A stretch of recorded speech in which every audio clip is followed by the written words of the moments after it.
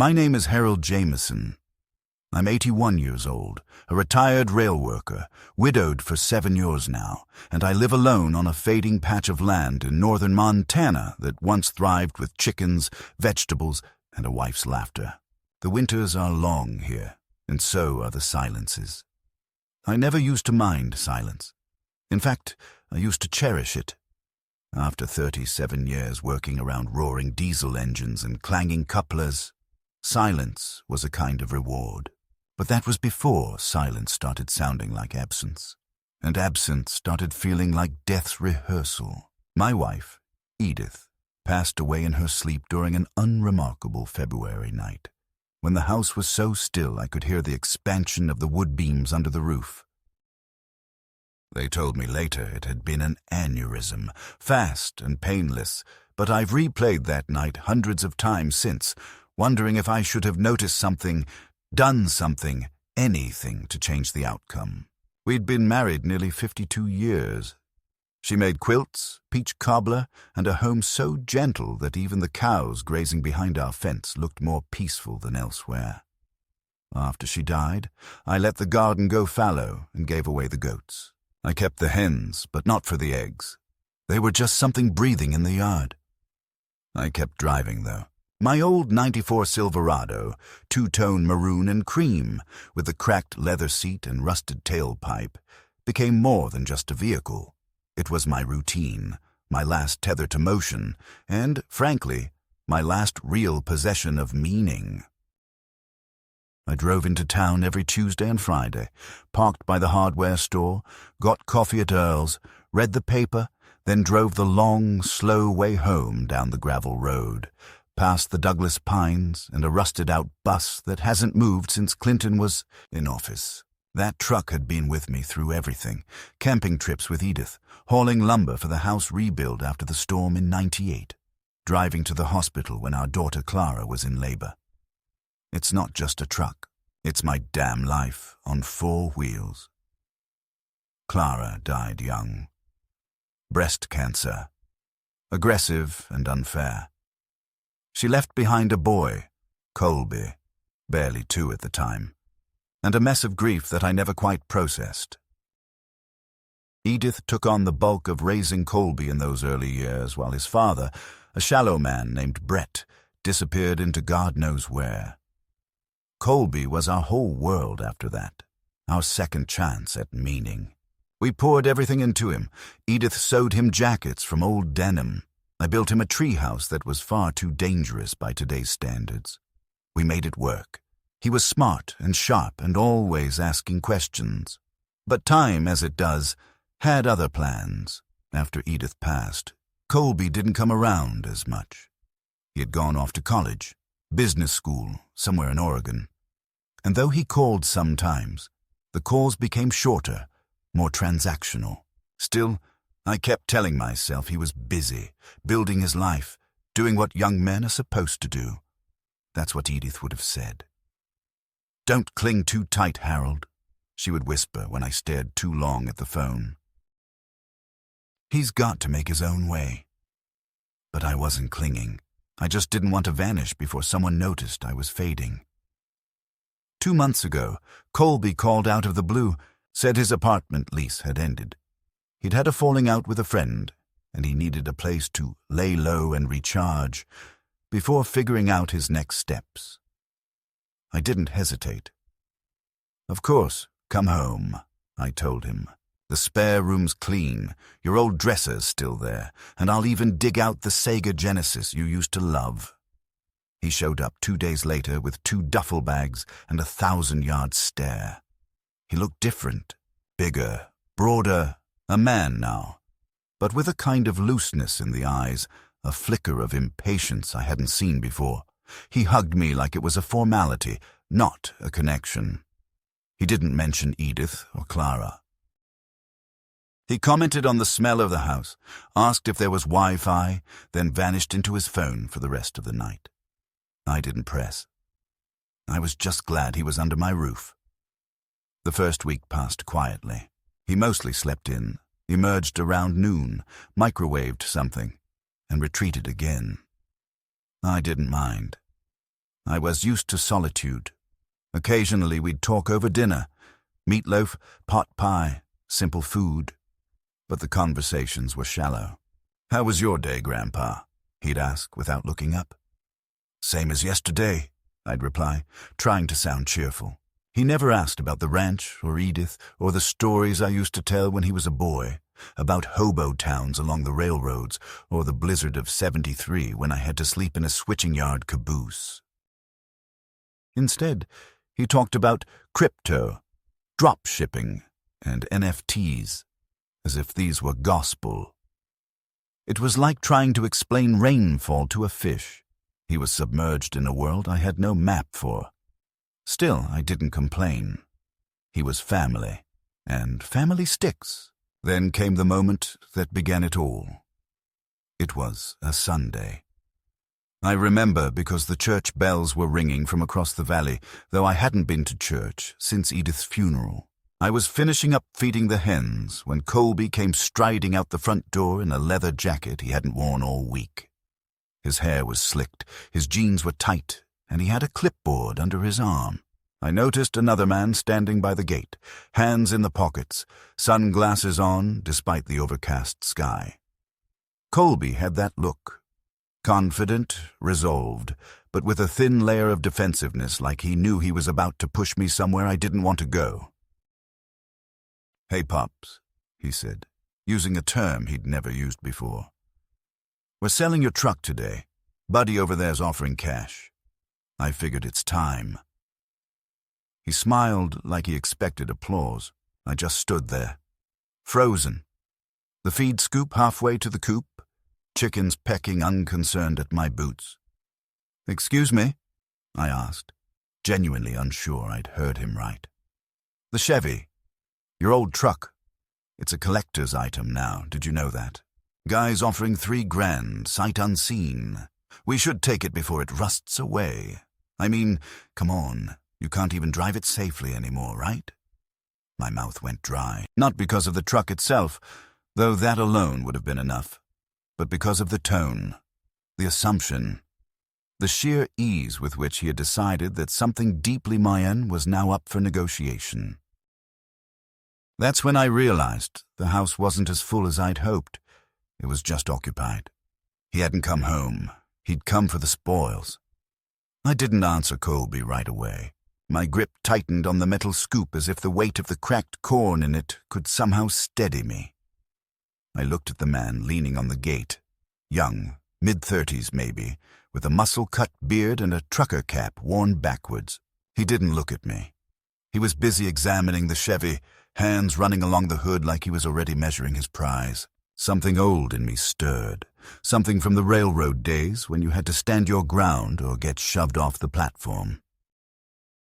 I set the scoop down gently by the coop and walked over to my truck, slow and deliberate, my boots crunching on the gravel with every step. I put my hand on the hood, palm flat on the warm steel, and looked at Colby like I was seeing him for the first time. "You think this is junk?" I asked.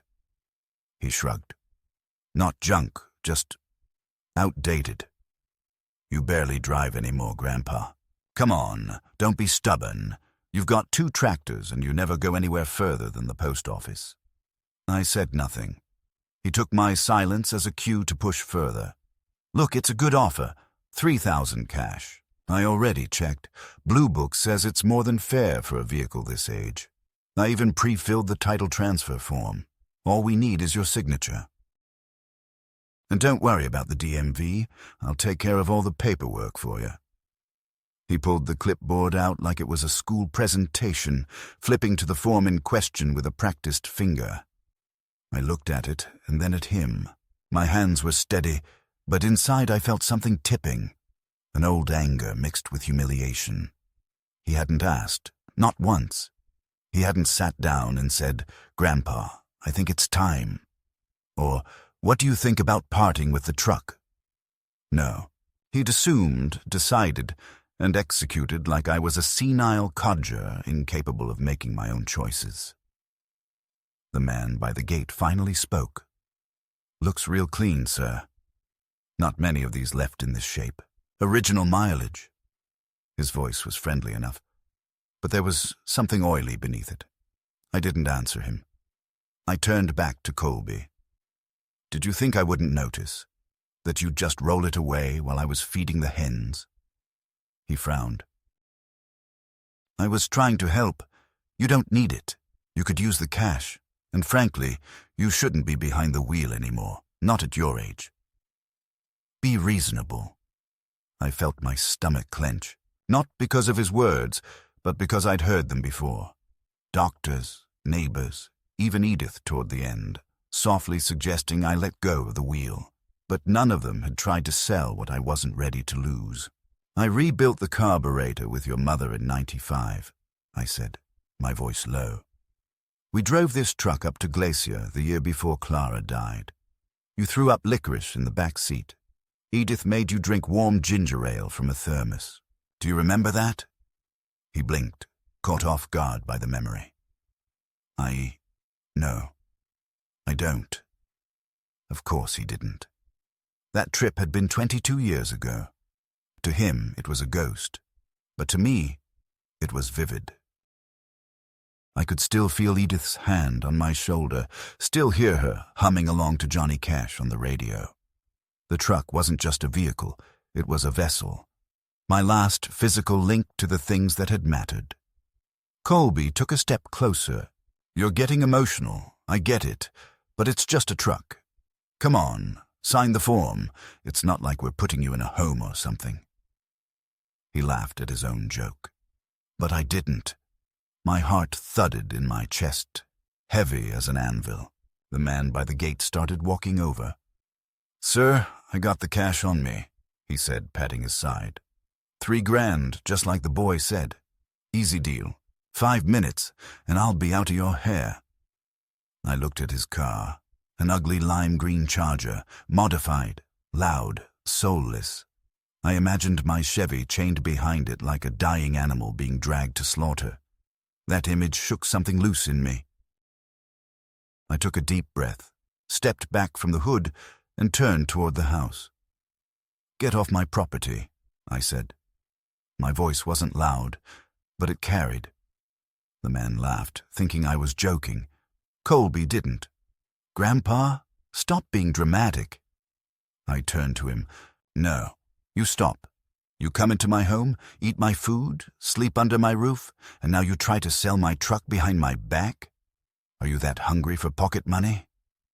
His jaw tightened. It's not about the money. It's about safety, about being practical. I was trying to help you whether you realize it or not. No, I said. You were trying to help yourself. That's the difference. He stood there, arms crossed, looking like a child who's been denied candy. You're overreacting. You always do. It's just a truck. I nodded slowly. And you're just a guest. One more outburst like this and you'll be packing those duffel bags again. The man with the money started backing up. Hey, I don't want no trouble. I thought this was all above board. It's not, I said. It's theft if you take one step with that truck. The man turned and left without another word, leaving a faint smell of cologne and motor oil behind him. Colby stood frozen, eyes narrowing. You're making a mistake, he said. You're pushing me away. I walked past him toward the coupe. You did that yourself. I didn't speak to him for the rest of the day. He slammed a few cabinets, made noise like a caged bear, then disappeared into the basement for hours. I didn't ask what he was doing down there. That night I couldn't sleep. I kept looking out the window, half expecting him to sneak out and hotwire the truck, but it stayed parked, loyal and unmoved, beneath the stars. It wasn't just a confrontation, it was a fracture. One that had probably begun long ago, unnoticed, and now had split wide enough to show daylight through it. I made coffee at 3 a.m. and sat at the kitchen table, wondering where this all was headed. I didn't yet know that the truck was only the beginning, that Colby's plans were deeper, darker, and far more calculated than I dared imagine.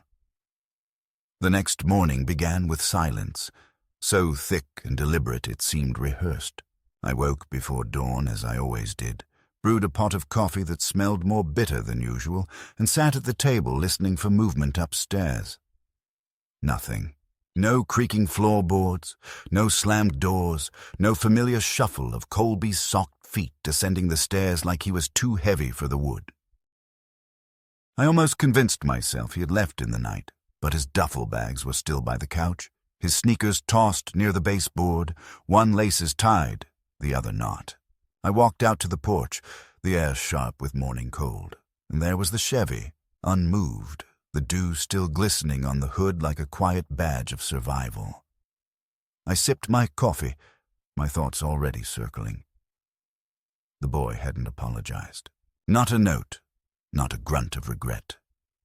Just silence, the kind you learn not to trust. When he finally emerged around 10, yawning like he'd just completed a full shift underground, he avoided eye contact. "Morning," he muttered, heading straight to the fridge. I nodded, said nothing, watching him pull out the milk, sniff it, and grimace. "We're out of cereal," he added, like that was some emergency I'd created. I told him there was toast, eggs, flour, even bacon in the freezer, but he waved me off like I'd offered him dirt.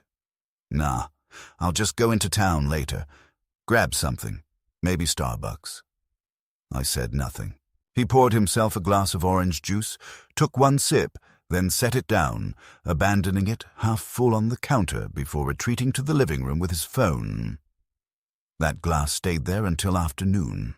Later that day, while stacking firewood along the shed wall, I noticed the garage door was open. I rarely leave it open more than a few minutes. Old habit. When I stepped inside, the sight stopped me mid-stride. My toolbox, the red Craftsman set I'd had for over 40 years, was missing. Not misplaced, not shifted. Gone. I looked around, checked the shelves, the workbench, even the pegboard where my hammers and wrenches hung. A few hooks were empty. The cordless drill was gone too, and so was the crate of spare alternator parts I'd salvaged over the years. Panic didn't come immediately.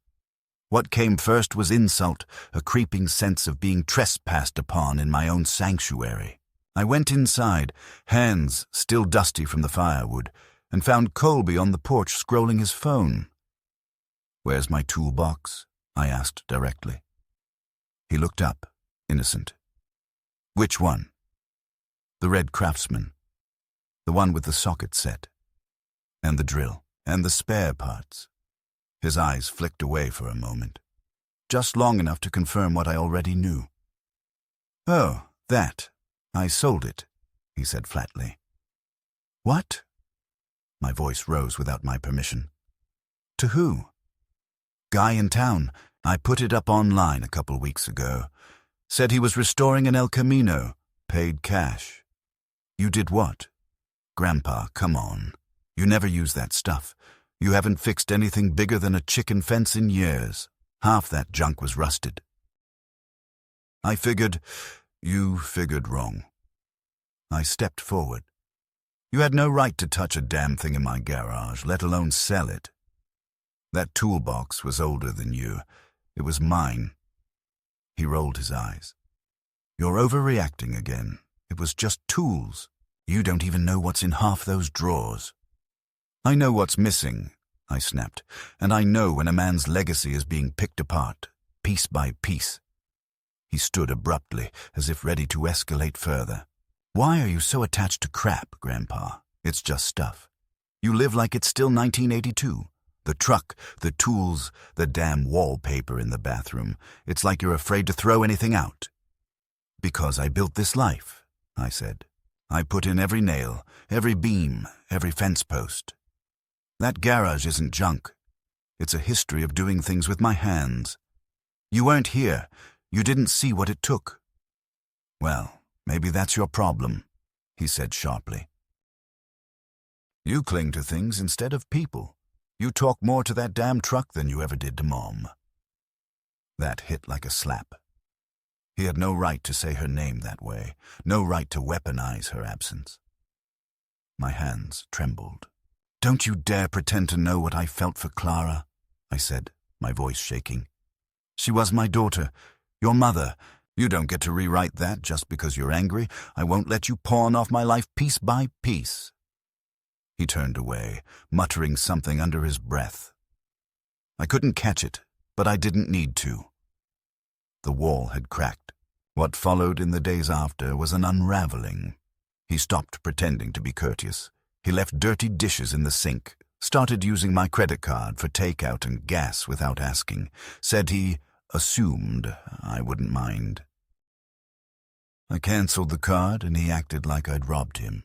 One afternoon I caught him on the phone in the yard, pacing in fast circles, saying things like, "He's practically senile," and "Once I get access, it'll be fine." When I asked who he was talking to, he claimed it was a recruiter for a sales job in Boise. I didn't believe a word of it. The house felt poisoned. I started locking the door to the garage, then the door to my bedroom. My sleep became light and fitful. I stopped leaving him alone with the mail. Something told me he was looking for more than just loose change or leftovers. He was searching for keys, for documents, for anything that could be turned into leverage. The final straw came on a Thursday. I was out back raking dead leaves when I heard an engine turn over that wasn't the mower. I walked around the house and saw my truck rolling slowly down the driveway, Colby behind the wheel. I sprinted, not ran, sprinted, and stood in front of it, hands raised. He slammed on the brakes, window down, expression smug. "Just taking it for a spin," he said. "No big deal." Without asking? I didn't think I needed to ask for a test drive. "It's not a toy. It's not for sale. It's not yours." "It's sitting there rotting," he snapped. "You won't even change the oil. I checked. That thing hasn't had a proper tune-up in years. And yet it still runs better than anything you'll ever understand." I climbed into the passenger side, reached across, and turned the ignition off myself. He exhaled loudly, frustrated, like I was the one being irrational. I took the keys, tucked them into my chest pocket, and got out. "Enough, Colby. You're here as my guest, but you're acting like a squatter with a clipboard. You want to stay under my roof? You start treating it, and me, with respect. Otherwise, you can leave. Today." He stared at me for a long time. I couldn't read his eyes anymore. Whatever was in there wasn't grief, wasn't guilt. It was something colder, something that looked like calculation. "We'll talk later," he said. "I've got things to do." He walked inside, leaving the truck idling. I sat there, in the cab, door open, heart pounding, and for the first time in years, I felt something like fear, not of violence, but of being cornered, of being outmaneuvered by someone I had once held in my arms while he wept over a scraped knee. My grandson was becoming a stranger, and my home no longer felt safe. It was just after noon when I found the envelope. I'd come back from the feed store, alone as usual now, and noticed the desk drawer in the back room had been left open a crack. It was one of those details you don't miss when you've spent your life in the same house, where every creak and shadow is part of your mental map. That drawer was always shut tight. I kept the important things there. I opened it, and inside, pushed beneath an old birth certificate and Edith's last insurance bill, was an empty envelope that had once contained the title to the truck. My name wasn't on it anymore. I froze, my fingers pinching the flap, heart thudding in my ears. I kept that title in that drawer for 30 years. No one touched it but me. No one even knew where I stored it except Edith. And now, apparently, Colby.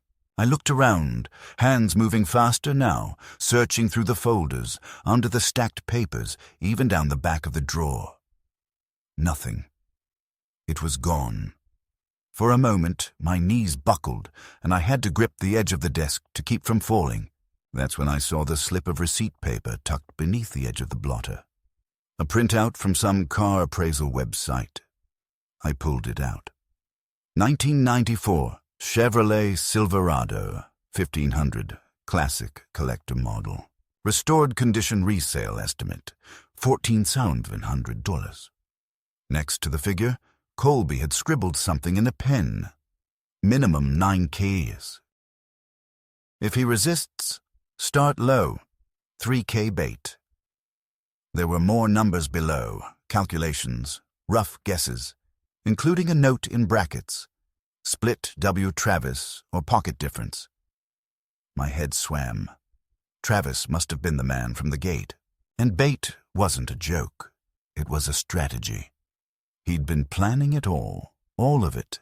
The fake test drive, the pre-filled form, the valuation hidden from me.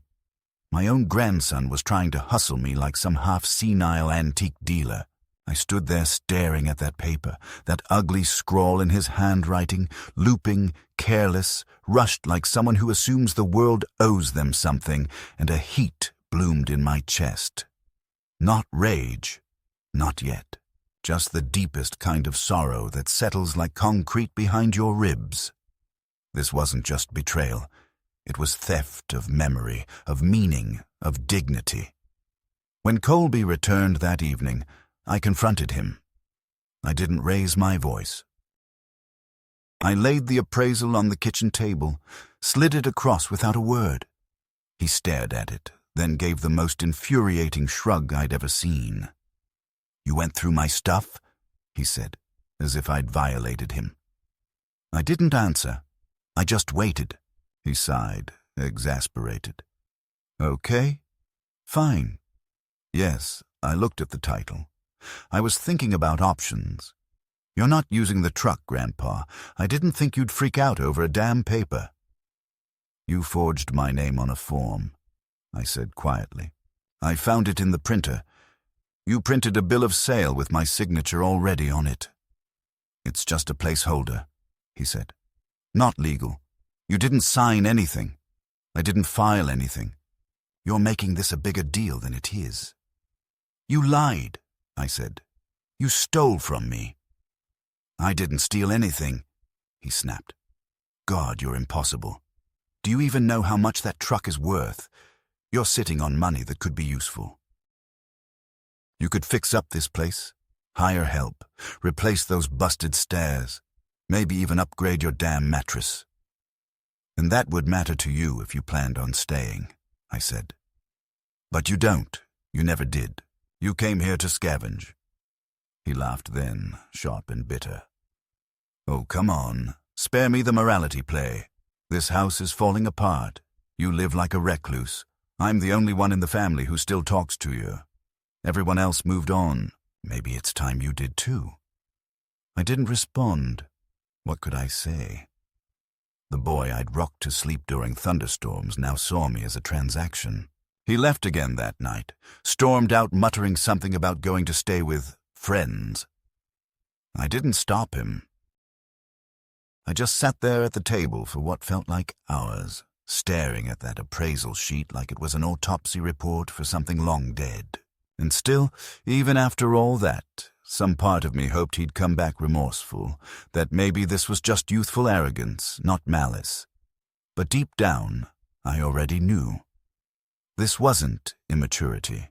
This was intent. He wasn't confused. He wasn't misguided. He was methodical.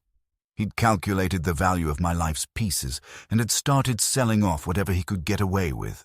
And I knew then, as the wind picked up outside and the lights flickered with another Montana brownout, that I had to do something more than hide the keys or lock the garage. I had to act, because the next time it wouldn't be just the truck. It would be the house, or the land, or my name. And if I let it go, there'd be nothing left of me but a dusty photo in someone else's attic. 2 days passed without a sign of Colby. I didn't call him. I didn't ask where he went or if he was coming back.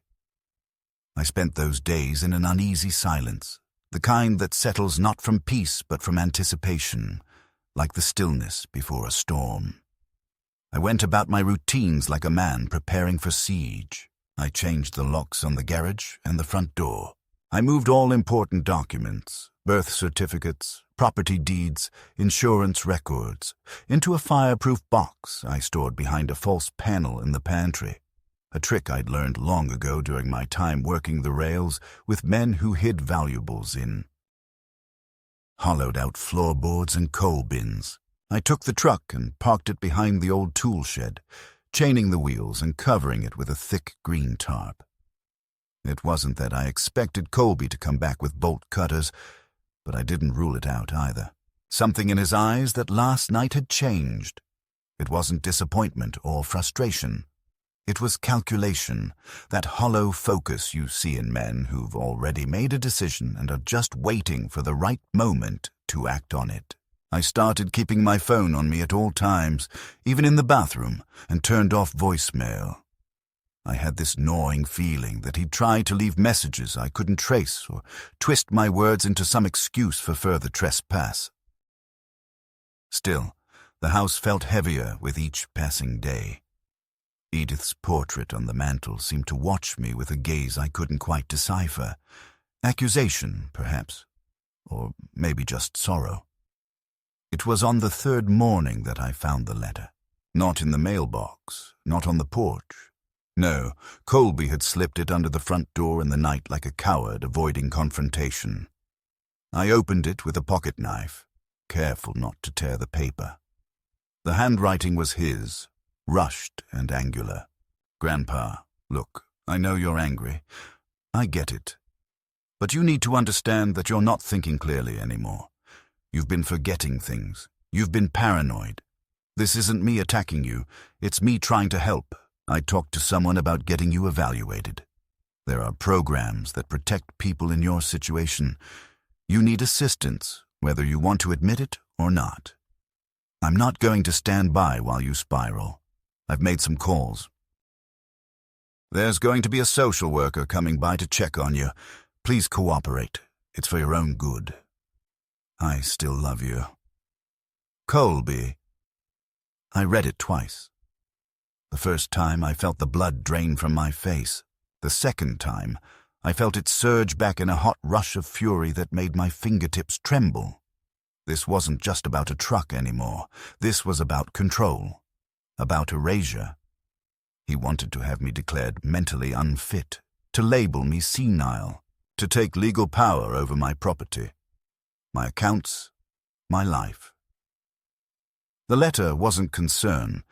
It was a declaration of war dressed in the language of compassion. He wasn't coming to steal anymore. He was coming to replace me. I sat at the table, the letter open beside my coffee, and tried to steady my breathing.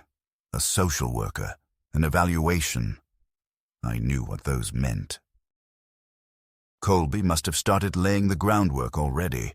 Probably told them I was delusional, unstable, forgetting names and misplacing keys. I could see the playbook now, each step mapped out in his sly, casual voice. He's old. He doesn't even drive anymore. He talks to himself. I found the truck keys in the freezer. He thinks the TV is listening to him.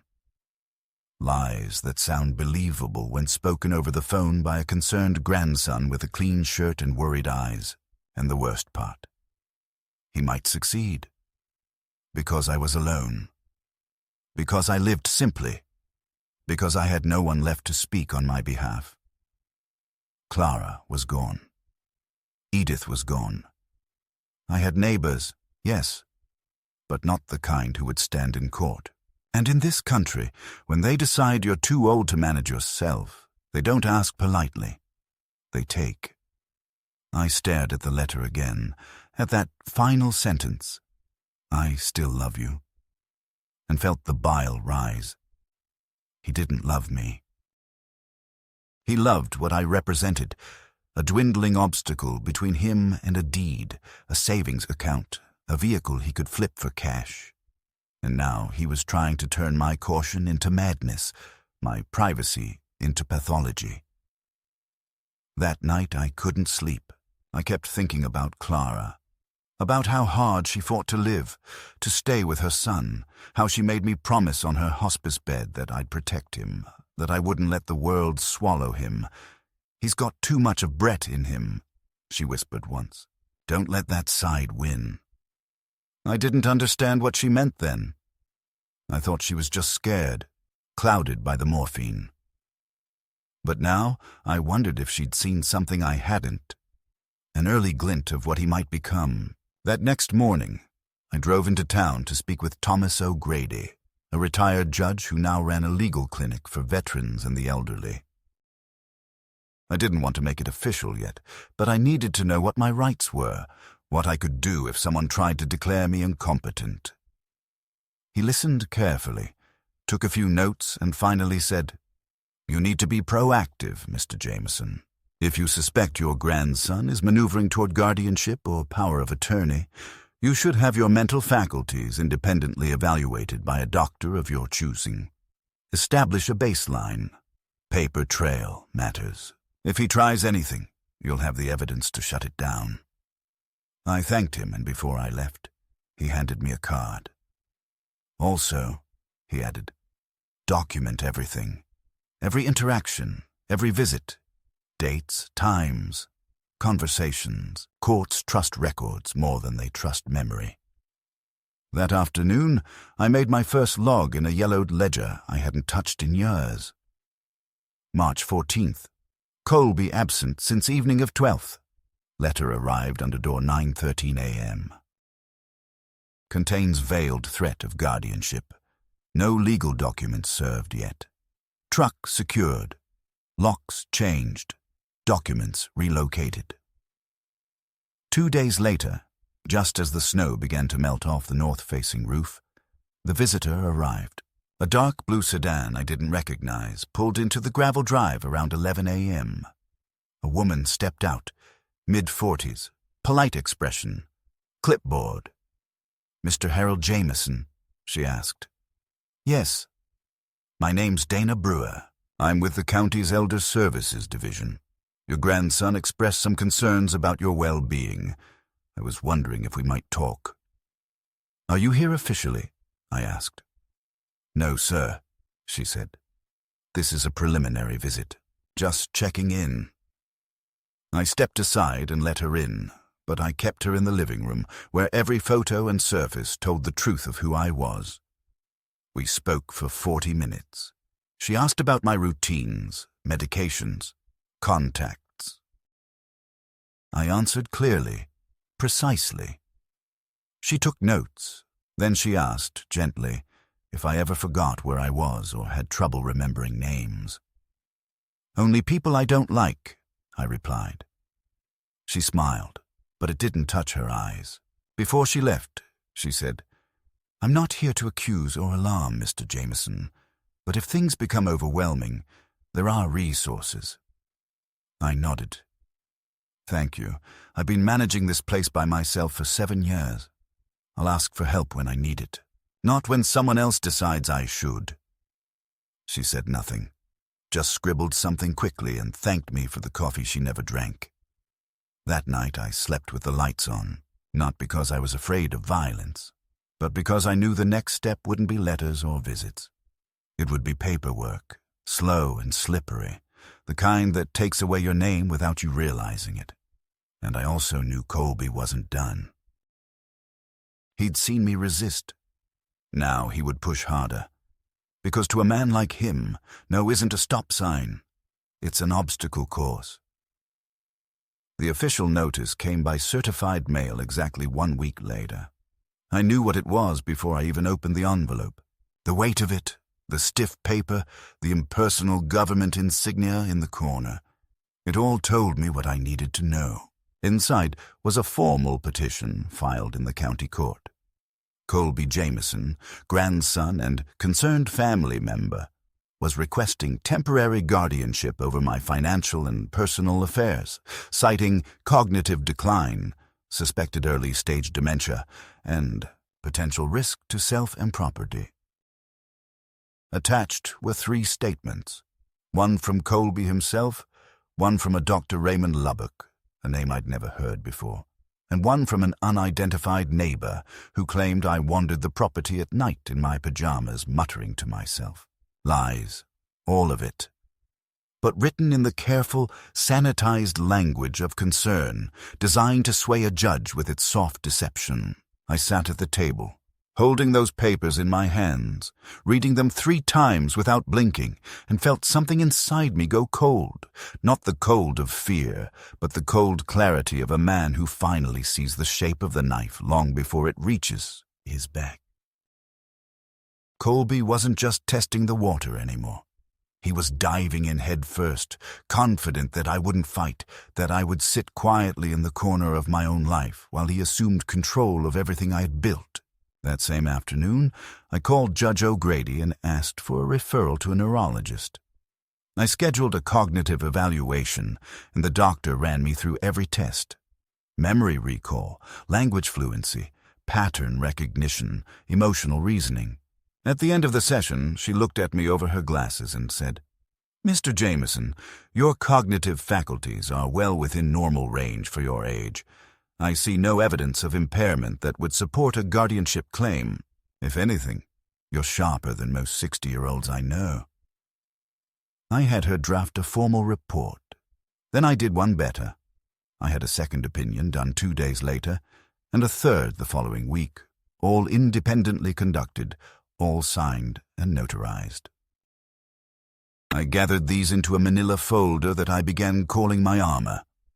I wasn't just going to defend myself, I was going to dismantle his case before it ever saw a courtroom. But I wasn't done. I called the county clerk's office and filed my own affidavit, attaching the 3 evaluations and a signed statement outlining the full history of Colby's recent behavior: unauthorized sale of property, forged documents, financial manipulation, and coercive threats. I attached copies of his handwritten truck appraisal, the letter he slipped under my door, and a log of every suspicious action he'd taken since his arrival. I made sure every page had dates, names, details. I wasn't just fighting for my rights. I was making a record that would outlive the courtroom, something that would tell the truth long after both of us were gone. When the hearing date was set, I didn't tell anyone. I went alone, in my best jacket, with polished boots and clean-shaven cheeks. I walked into that courthouse, not as an old man, but as a witness to my own life, prepared to testify against a boy I once carried on my shoulders. Colby was already there, wearing a blue suit that looked borrowed, his hair combed to the side like he was auditioning for sympathy. He barely looked at me when I entered. His lawyer, a young man who probably still had student loans, gave me a practiced smile that never reached his eyes. The judge, a woman in her 50s with the last name Mendoza, read through the files for a long time before she even called us forward. When she did, she asked Colby to speak first. He launched into his story like a well-rehearsed actor. He spoke of his deep concern, of moments of confusion, of my emotional instability, and inability to manage personal hygiene. He referred to episodes where I had wandered into town without shoes, which never happened. He cited the incident with the vehicle, twisting it into a story where I had forgotten how to brake and nearly ran into a ditch, which was another outright fabrication. He ended with a solemn voice, saying he loved his grandfather dearly, and only wanted what was best. Then he sat down and folded his hands like a Boy Scout who had just earned his badge in deception. The judge turned to me. "Mr. Jameson," she said, "do you have a response?" I opened the folder and handed it to the clerk. "Yes, Your Honor, this is my response." Inside were the evaluations, the statements, the logs, and a personal letter I had written by hand the night before. 7 pages long, every word chosen with care. I watched as the judge read it silently for 10 minutes, her brow furrowing deeper with each page. When she looked up, her face had changed. "Mr. Jameson," she said, "do you wish to make a verbal statement?" I nodded. "Yes, I do." I've lived on my land for over 50 years. I raised my daughter there. I buried my wife there. I've paid my taxes, maintained my property, and made my peace with solitude. I may be old, but I am not absent. I may grieve, but I am not broken. And I may be alone, but I am not lost. What my grandson has done is not out of concern. It is out of ambition. He has mistaken my quiet for weakness. I will not let him rewrite my story just because he's decided it's time to turn the page. The courtroom was silent. The judge looked at Colby. "Do you have anything to add?" His mouth opened, but no words came out. The judge's ruling was swift. The petition was denied. She went further, noting that the evidence suggested potential abuse of process and that the court might pursue further investigation into Colby's actions. I left the courthouse without a word to him. He tried to catch up outside, called after me. "Grandpa, wait." I didn't stop. He jogged to keep up. "I didn't mean for it to get this far. I thought you'd just let it go. I didn't think you'd—" I turned then. "You didn't think I'd fight back." "That's what you mean. You thought I'd roll over like a dog who forgot how to bite. Well, now you know. I may be old, but I built my life with my hands, and I will tear down anyone who tries to take it from me." He didn't say anything, just stood there in the parking lot, his shoulders slumped, a boy in a man's suit, finally out of plays. I got into my truck and drove home, the sun dipping low behind me, casting long shadows across the road. But inside, I felt taller than I had in years. When I got back to the ranch that evening, the sky had turned the color of dying embers, soft purples and deep rust orange stretching over the empty fields like a quilt stitched by someone long gone. I pulled the Chevy back behind the shed, undid the chains, ran my hand along the hood with a quiet reverence, then parked it beside the house like it belonged there again. No longer a trophy to be stolen, but a sentinel watching over me. The wind picked up slightly, rustling the pines by the barn, and for the first time in what felt like months, I didn't flinch at the sound of footsteps or the possibility of voices outside my door. The house was mine again. Every floorboard, every dented door frame, every nail I drove in with Edith's help decades ago, it was mine, and no one was coming for it anymore. The next morning, I burned Colby's letter. I didn't shred it, didn't throw it away. I took it out back, placed it in the old iron stove I used for smoking fish, and lit a single match. I watched the paper curl, blacken, and vanish into its own deceitful ashes. I didn't feel relief. What I felt was clarity, a hard-earned understanding that some bloodlines don't preserve you. They try to replace you. I didn't hate him. That would have been too easy. I pitied him, the way you pity a thief who's convinced he's entitled to what you've worked for, the way you pity a drowning man who pulls others under instead of learning how to swim. 2 weeks later, I received a short email from Colby's account. No subject line, no greeting. Just 2 lines. "I'm leaving Montana. Don't know if I'll be back. Sorry things turned out this way." I didn't reply. There was nothing left to say. I printed it, folded it once, and tucked it into the back of my ledger, the one Judge O'Grady told me to keep. Let it sit there like the final chapter of something that doesn't deserve to be reread. I later heard through the co-op that Colby had tried to sell a classic motorcycle down in Billings but had no title to prove ownership. Word spreads fast in these parts. No one trusted him. He left town under a rainstorm and no one waved goodbye. I spent the following months repairing what he'd tried to dismantle.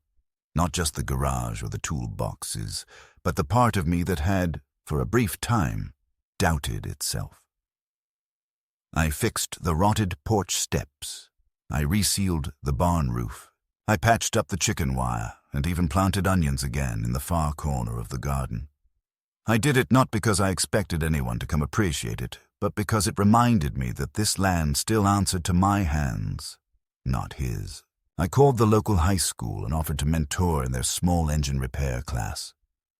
Once a week, I drive the truck to the school, pop the hood, and teach kids how to feel the rhythm of a machine without a screen to tell them what's wrong. Some of them ask questions. Some just listen. One kid told me he hadn't spoken to his granddad in 5 years. I didn't ask why. I just handed him a socket wrench and said, "Start with the bolts on the left. Tighten until you feel resistance, but don't force it.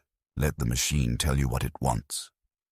Sometimes, late at night, I'll sit behind the wheel of the Chevy and turn the key halfway just to hear the starter hum. The familiar sound that tells me I still belong in the world. I don't go to town as often now, not because I'm afraid, but because I've already said everything that needed saying with the way I refuse to be erased. I have no illusions about time. It's coming for me. My knees creak louder than the front steps.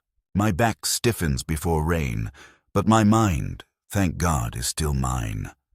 And as long as that's true, I'll live here on my terms, surrounded by the life I built with a woman who understood the value of permanence in a world obsessed with turnover.